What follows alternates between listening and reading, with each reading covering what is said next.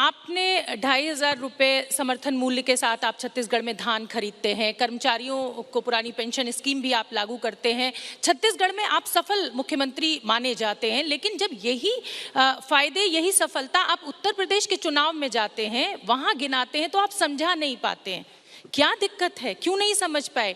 क्या कमी ये है कि आप लोग 5 साल का सिलेबस जो है वो 5 महीने में कवर करने की कोशिश करते हैं और बीजेपी 365 दिन 24/7 वही काम करती है?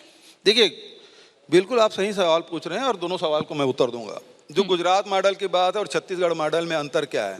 गुजरात मॉडल में ये है कि सारे पैसे कुछ लोगों को हाथ में सौंप दो। छत्तीसगढ़ का मॉडल ये है कि जो राज्य का खजाना है उसमें सबका हिस्सेदारी है। चाहे किसानों की बात हो, 2500 रुपये क्विंटल देश में कहीं नहीं मिल रहा है, छत्तीसगढ़ में मिल रहा है लगातार 3 साल से। अभी राजीव गांधी भूमिहीन श्रमिक योजना शुरू की है, जिसके पास 1 डिसमिल भी जमीन नहीं है उसको भी 7,000 रुपया सालाना हम देंगे।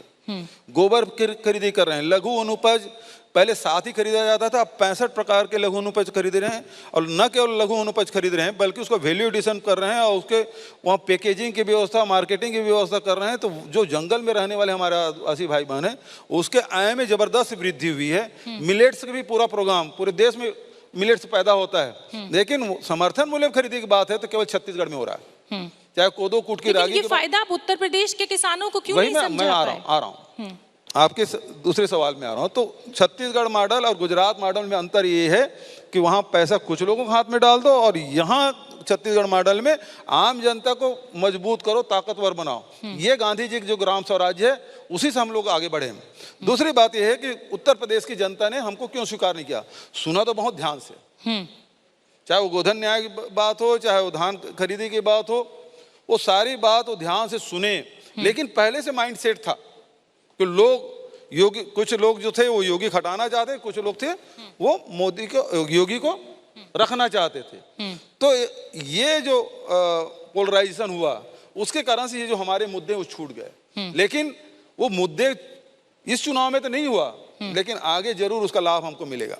चलिए, आपके लिए, कांग्रेस के लिए, अभी तक तो आप मोदी और शाह की जोड़ी थी जिससे आप बार बार मतलब वो आपको पछाड़ रहे थे, और अब ये मोदी और योगी आ गए हैं। अब ये क्या माना जाए? ये इसका तो मतलब तिकड़ी हो गई है अब, मोदी मतलब, योगी और शाह। इसका मतलब ये है कि जोड़ी तो दो के हुए, चाहे अटल अडवाणी जी की जोड़ी, हाँ, मनमोहन सिंह जी सोनिया जी की जोड़ी, और उसके बाद अब मोदी और शाह की जोड़ी। अब तीसरे एंट्री कर दिए, तो क्या शाह को आप खारिज कर रहे हैं? नहीं, मैं कुछ नहीं कर रही, मैं तो आपसे सवाल पूछ रही हूँ। मुझे तो लगता है कि अब दोनों में से एक ही रहना चाहिए, एक म्यान में 2 तलवार नहीं रहते। अब कौन जाएगा जी सेंट्रल में और कौन सेंटर से हटेगा? आप बताइए कौन जाए, आपकी क्या इच्छा है? अब ये आपके लिए मोदी और शाह की जोड़ी ज्यादा खतरनाक थी या मोदी और योगी की जोड़ी जो है वो ज्यादा खतरनाक साबित हो रही है? लड़ाई तो उनसे लड़ना है, वैचारिक हमारी लड़ाई, व्यक्तिगत तो कोई लड़ाई नहीं है।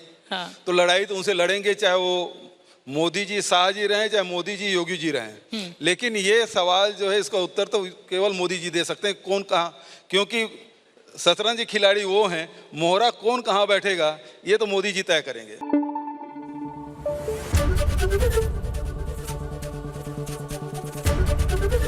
एबीपी न्यूज आपको रखे आगे।